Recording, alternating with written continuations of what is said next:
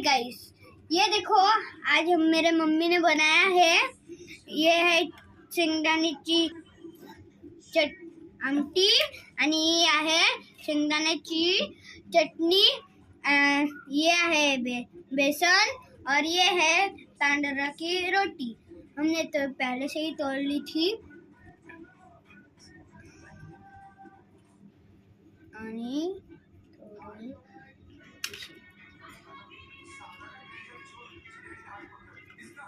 Hi guys, ये देखो आज मेरे मम्मी ने बनाया है।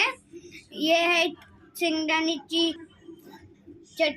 आमटी आणि ये आहे शेंगदाण्याची चटनी।